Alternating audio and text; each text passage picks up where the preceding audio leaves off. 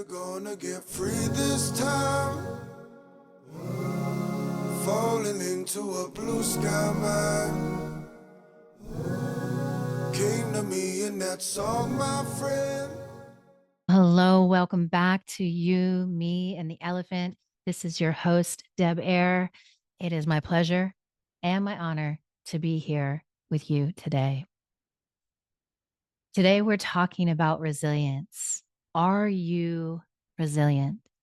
What I want to first do is really open the space for us to journey. I really believe that these conversations are more than conversations, that sometimes, even if you don't understand the words or the meaning of things, that there's something that's transmitting within you, that's speaking the parts that you are meant to resonate with, that are imprinting within your being, and that you take with you when you leave.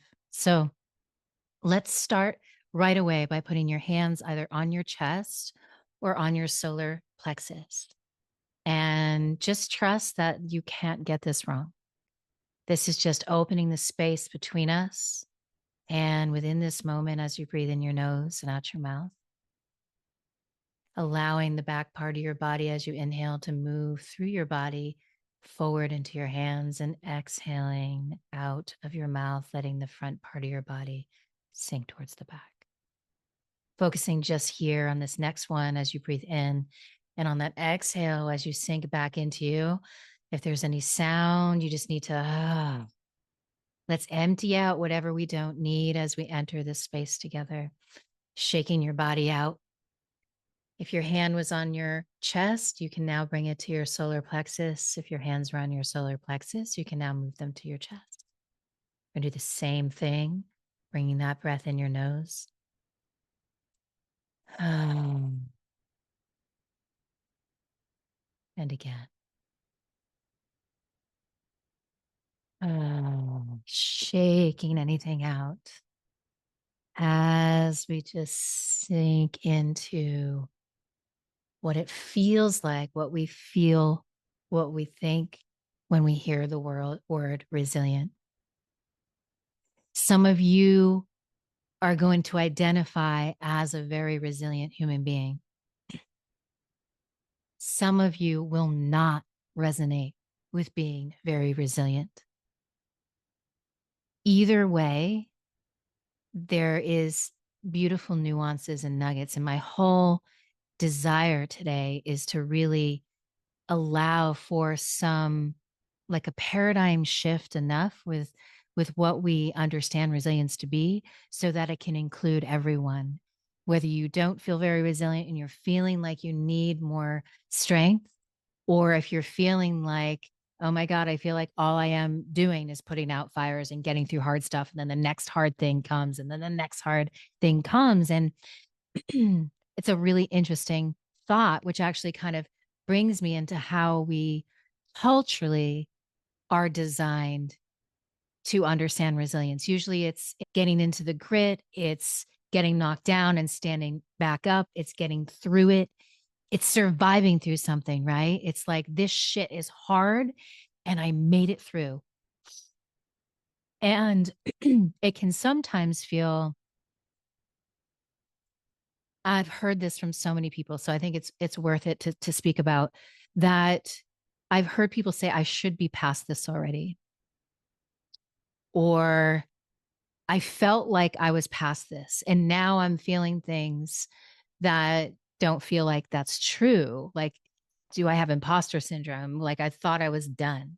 This is why I think there is room to expand what resilience can mean, and how we can sponsor and spawn more of an embodied resilience within ourselves as a way to break into different parts of ourselves that may have been waiting for us all along, and that could bring us into new territory where strength comes more from, instead of an armoring or a hardening, that it actually comes from a softness, or like the essence of us. Versus many times we have to be like, I got to toughen up, I got to put my big pants on. And although depending on the state we are in at any given moment, that might be a necessary, to some degree, strength that you do need to come forward with. I think the challenge comes in of how we have learned to be resilient is that we tend to armor up, and that resilience can be more of a hardening. And if we're not careful, the more resilient we become from this paradigm of hardening, of putting on more armor. Like, I just let that shit roll off my back. Nothing phases me anymore. We can numb out, we can bypass some of the very things that potentially that hard thing was meant to bring to you.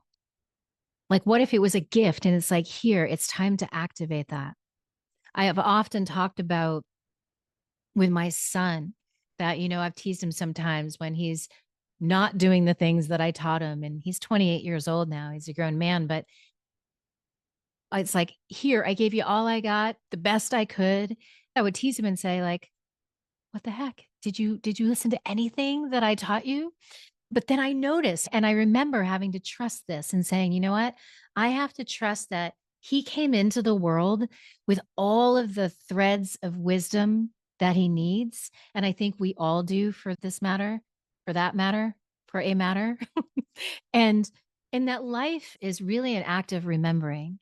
And I think that in the context of resilience, usually that's us moving through harder confrontations, moments, loss of a loved one, loss of any kind, trauma, injury, all of the different hard stuff that can happen. Sometimes that hard thing, like coal turning into a diamond, or a caterpillar having to be in that chrysalis to have the struggle to become the butterfly. If we're armoring up every time bad shit happens, or we're numbing out and we just go away from it, so we try to avoid it, both are really the same, just in different directions, that we are actually missing the very thing that, what I think is an activation of the very thing that's been waiting. I feel like we have these runes in our body that we've been imprinted with, and that they're supposed to activate at different moments and of our life. And I think that things can happen that are different or hard, that have the very resonance to wake up this part of me in a moment. And so, to go back to my son, I've been seeing that. I've been seeing those parts that I'm like, oh, wow, until he did this, or until he said yes to this, or no to that, did it wake up this other part that is already within him. And it's really a beautiful thing as a mother to watch those aspects activate, which required a trust in me because of my own work that I've done. I want to interface with as much life as I can, because my personal desire is to wake up all those parts of me, to remember as much of myself and why I'm here and what I'm made of while I'm here. I incarnated, you incarnated, I truly believe, for a reason. And even considering all of what feels like chaos is happening now, what if our story of resilience we already had written when we chose to incarnate? We knew these hard things would happen. And I think our challenge can be that we try to toughen up, or we look at the hard stuff outside of ourselves and we depersonalize it, and we other a lot of things.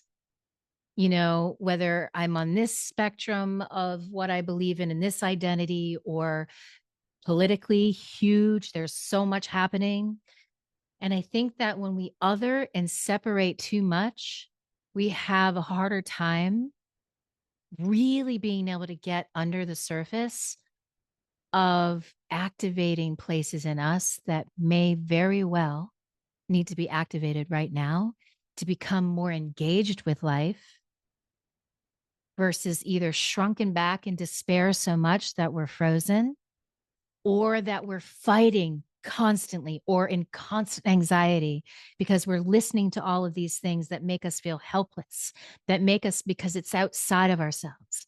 And I had someone the other day, a client, and it just honestly, it lit me up because it spoke to me so personally. She's like, I don't know how to explain this other than all of this chaos that's happening in the world. I started feeling the relationship of the chaos out in the world and that like that chaos lived inside of me. Now, some of you listening to this be like, fuck no, no, thank you. That belongs out there. I'll do what I can. I'll fight what I can, but like, I don't own that.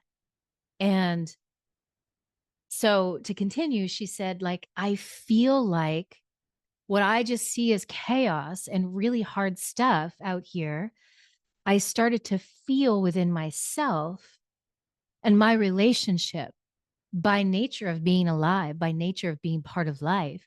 She started to feel that reflection of the chaos within her. And she's like, the really weird thing, and it's going to make me cry. And maybe that's why somehow this episode birthed now. It was the last little piece listening to her.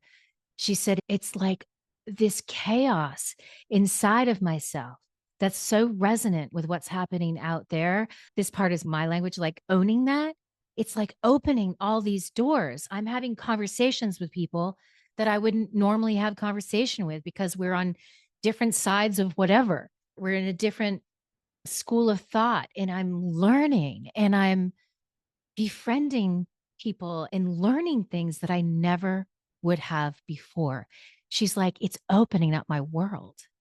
And she's telling me this, and I have tears bubbling up in my eyes. And I'm thinking, like, why do I have tears bubbling up in my eyes? So many days I hear what people struggle with, and we're feeling a lot of despair, a lot of confusion, a lot of anger, a lot of sadness, a lot of grief. And my first response to that is like, hell yeah, let's learn how we can feel that. And I think that if you're the person that typically is not resilient and feels like you're being burdened and weighed down and stuck or frozen or numb, this episode could be an invitation to reframe what resilience can mean and how it can be a portal into you. And instead of a survival aspect of like, okay, I've got to get stronger and survive through this, it could be an invitation home. It could be an invitation to find a new part of yourself that is needing to wake up for you, that is needing to wake up for others and for the world. So, resilience, if it wasn't just this strong absence of brokenness, right? But that it's a holding of it. I think one of our challenges is we're all trying to pretend we're not broken. And inside, we feel something so counter to that story. And so, as soon as we start to feel broken, it scares the shit out of us because we go, oh my God, I have to squelch this because it's not really acceptable to be broken because brokenness is weakness. I will lose love. I will lose respect. I will lose honor. And part of this journey of resilience for me and reframing came several years ago when I went through an experience where somebody I trusted and I allowed into my business stole money from me. What was interesting is every time I felt some gut experience that something feels off, I allowed myself to be strong and resilient and bypass that because I felt too broken or too weak or not trusting enough or whatever it was.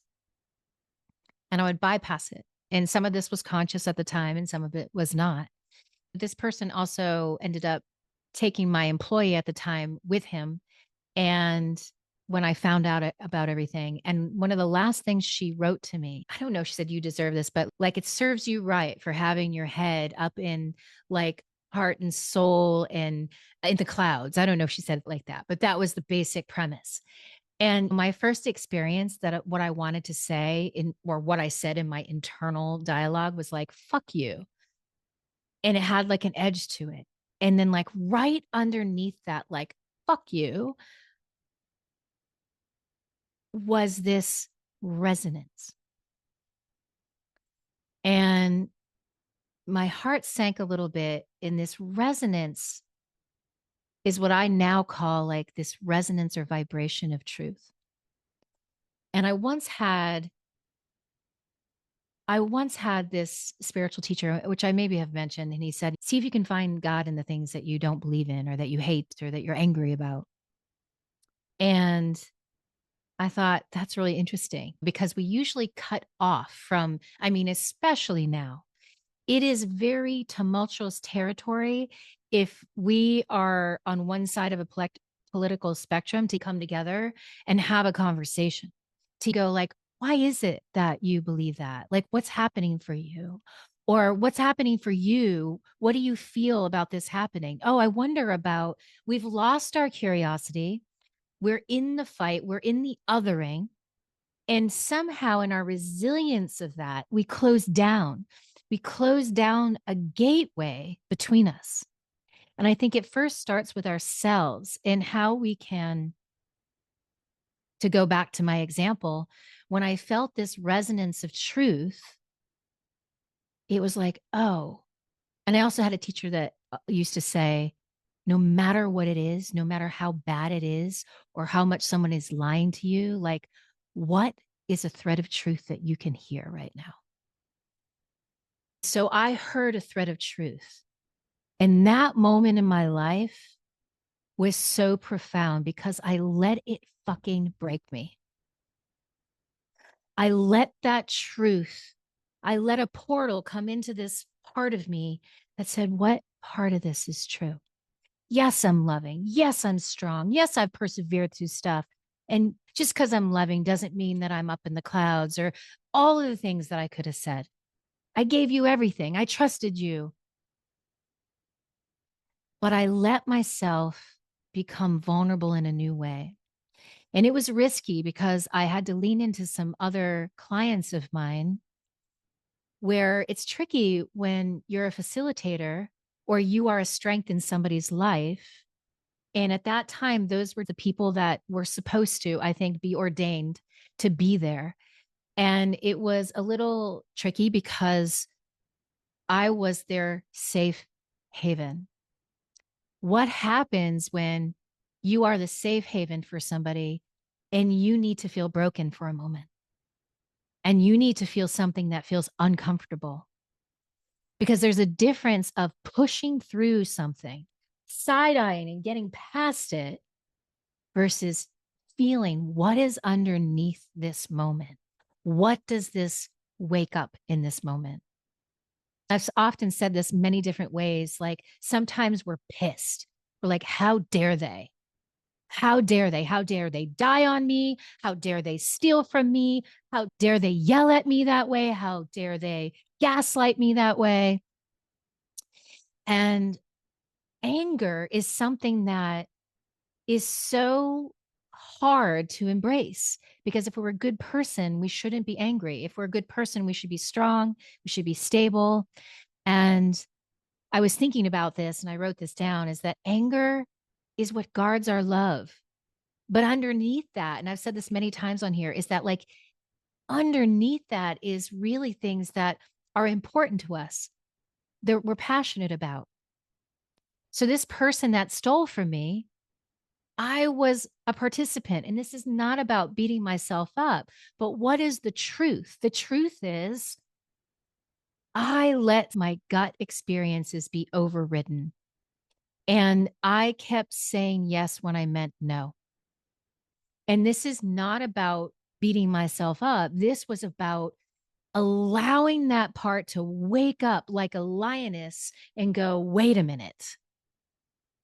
I do not notice my finances as much as I should. I do not tend to that garden. And there could be a million things, and there have been many layers from that moment, which was many years ago, to today, that I continue to allow myself to break into in my resilience, to learn about myself, that allows me to be more grounded, to be more whole, to be more in my sourced experience about what money means to me. And I even did an episode on this. Like, I've done so much work and it still unveils itself. I believe our whole life is about the unveiling, but we have to be willing to start to recreate or reframe what something like strength means. And I believe that when we can soften into the moment, when we can surrender, that often we can confuse surrendering as giving up, as throwing up the white flag and saying, fuck it. And it's more of a bypass. So this is about allowing resilience not to be a bypass of like, let's just push through it. Let's harden up. So next time that wave comes, because it will, I'm going to be able to even be that much. I've got like really thick armor now. The challenge with that, and I have an episode on this too, is that why do I keep learning the same lesson over and over and over again? Is that when we harden and we don't actually embody or allow something to be activated within us, then we can miss what we were supposed to learn. And I don't just mean a lesson in here. Sometimes we're like, I get it. I know, I know, I know. But we don't have the embodied sense because we haven't alchemized it within ourselves. We haven't really looked in the mirror of our being and said, oh, wow, I didn't realize I left that part behind. So, a review of what we've talked about so far is like, can we move from the strength and the hardening and almost like a bypass of what was hard to push through into a more sourced way? Can we look at resilience as a portal, as a way, an invitation that is meant to wake us up differently, like it did in the example that I just gave personally? There is something in me that changed forever, not as a way of hardening, but as a way of the essence of who I am that needed a shakeup. It needed that shakeup. It needed that hard, freaking, like, ouch sting that says, whoa, there is something that needs to wake up in me because this shit is going to happen again and again and again. So when we close down or get harder and bypass what's really happening underneath, the anger, the grief. What did I write down? What was I thinking? I mean, I've talked about grief on here. I don't know what I did with it. Anyway, a lot of us are grieving things in the world and grieving what's happening. And I invite you to do that. But what I invite you to do is use the resilience as a portal into your grief. Because the grief that is being ignited from the outside world, kind of like my client said, can you feel the grief that exists in you, the parts that are tender, that parts that want you to tend to them? I read somewhere, where was it, that injustice, the current injustices that we see, underneath those injustices are ancient griefs. Ancient griefs. Grief is so powerful because it lets us remember that we love, that we care, that we're living, breathing, feeling people. We are sensory beings and we need to be able to become more and more in our senses. But because we've flagged them so much, because we've died them down so much, we bypass them even more because they become terrifying. And we think that as soon as we start to feel grief, sadness, anger, or even like numbness, numbness is probably our biggest challenge. It's like that is one of the byproducts from our cultural knowing of resilience. It's like, it doesn't faze me. I got you. I'll take care of it. Again, that skill set in general is fantastic in different moments. But if it's because you are no longer feeling, we need to reclaim the feeling that's underneath the strength. So let the resilience, let the hard moments that you may be experiencing right now be a portal in, and let it remind you that there is something like that's the other thing. A lot of people have been talking about just, I'm confused. I don't know what to do. And, or they feel helpless. And I said this to many of you, that thank God for confusion, because it is a disorientation, a sacred disorientation that brings you through to the portal of transformation, of something that can emerge within you. Again, you have everything that you were born with, everything is here, but we need to allow life's challenges to activate different parts of us. And when we do that, we find the wisdom. We don't just go through a portal and wipe off the dust. We actually become forged through that portal. We become created anew again and again and again. And I will tell you that what I have noticed in my life and what I have noticed in others, like this woman that was sharing what she shared with me, is that I'm not fighting the same fight. I'm not putting out the same fires. It doesn't mean that challenge doesn't happen. But when that challenge happens, I am looking that as a way in. And there's more of me that has been activated to be able to look at it, observe it, and go, this feeling. Those of you that have worked with me know that sometimes you'll be speaking to me and I go, oh, you ever get that? And I get the chills. I'm like, oh. And it might even, it's less about what they're saying and more about the vibration of what they're saying, that I recognize it as truth. And it is instantaneous. I think the challenge with the world we live in now is that we are so far from our truth vibration.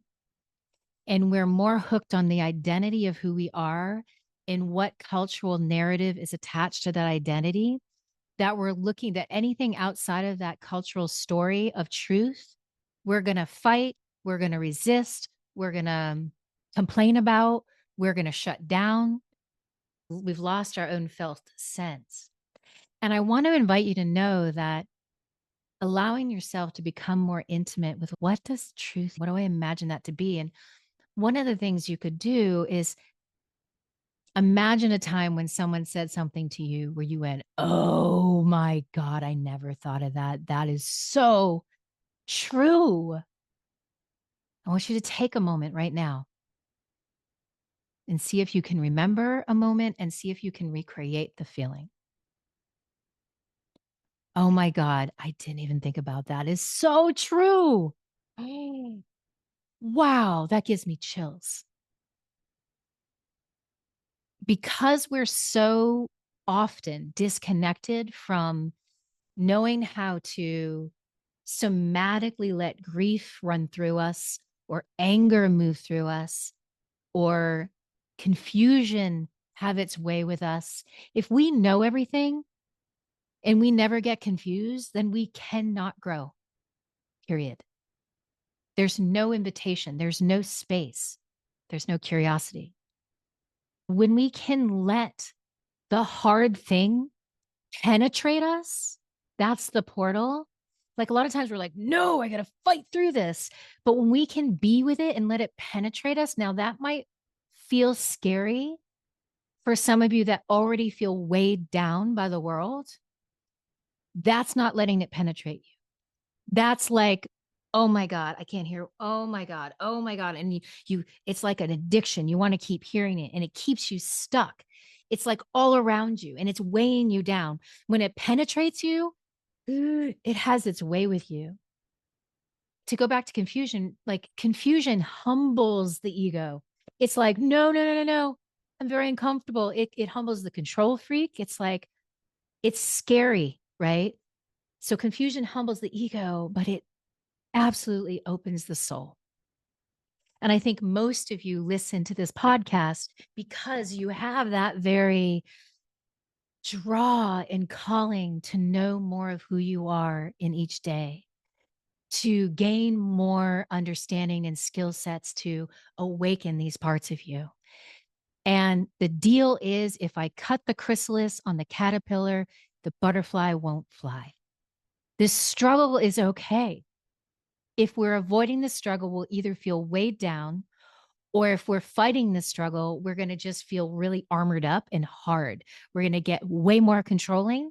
We're going to get really fighty and confrontational. Our rules are going to be the rules that matter, or we're going to feel exhausted because we know that we're out of congruence with the truth. So let the hard thing be a penetrative portal in.